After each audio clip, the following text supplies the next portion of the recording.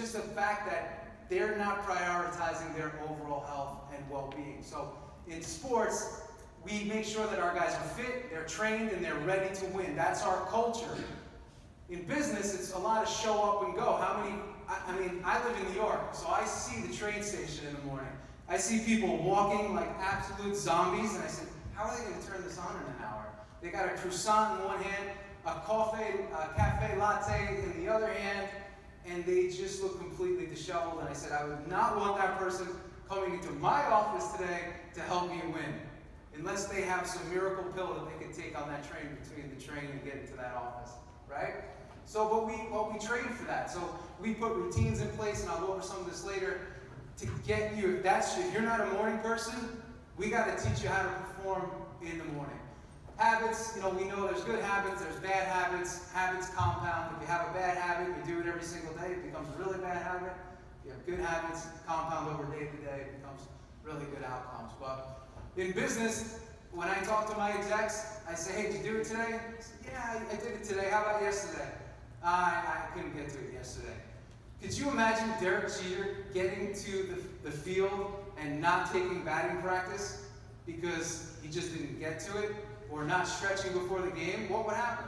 Injury, lack of preparedness. So it's the same thing. So there's so much talk about like business culture and sports culture. They're so similar. They're not. They're nothing alike.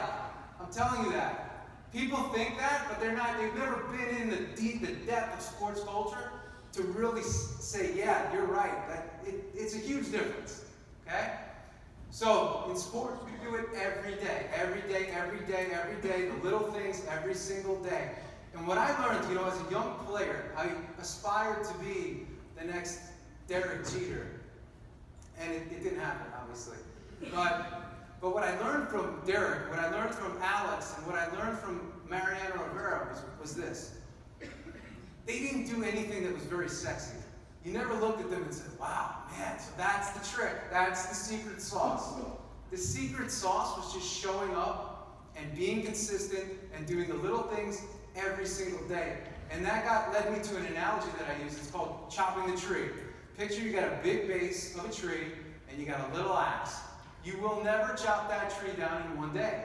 But if you just chop a little bit, a little bit, a little bit, a little bit, all of a sudden over time, that tree falls down. And that's what success is. That tree falling down is symbolic of a life's work and long-term success. So think about your own life. Just remember, you can't cheat the process. It is a long-term process. Success is a long-term process. You will get your ass kicked along the way. That's just a part of it. You got to stand right back up, like my man Alex said earlier. It's just a part of the process. So, routines are all about preparation, and it's day to day.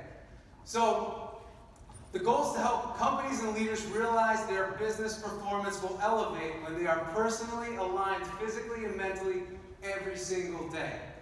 So, if you feel really good mentally, but your body is not healthy and it's not performing, there's a disconnect there. If you have a great body, but you're a head case, there's also a disconnect. So we got to try to bring all that together. And how do we do it? We start with a clear mission, vision, and goal, and your consistency will be determined by that. So when I ask people, hey, what are you looking for out of life? I hear kind of the same thing quite often. A lot of silence, right? They can't truly define what it is they want. So I see a lot of people that go to work every day, they bitch about their boss, they complain about their position, and when you say, hey, well, what do you want? Where do you want to go? Silence. Because they haven't taken the time to clearly define what their personal mission statement is, vision, and goal. So we're expecting them as corporate leaders, we're expecting people to be able to recite our mission statement. This is what our company stands for. They can't even recite what their own personal mission statement is. So there's another disconnect. And if somebody is not aligned themselves, and they don't have a clear purpose, mission, vision, and goal, there's no way that they're going to help you long-term to execute your mission, vision, and goal if you are a corporate leader. So, consistency is the secret ingredient, right? I spent a lot of time in my life because, I'm in the field of performance, so I hear about all these performance hacks that are out there and these laboratories that you can go to and get all this stuff. Supposedly all the secrets and the fountain of youth and all these magic formulas. It's not there. Again, I was commissioned by the team, much like Carnegie commissioned Napoleon Hill to figure out what success is. I was commissioned by my team to figure out how to optimize human performance physically and mentally.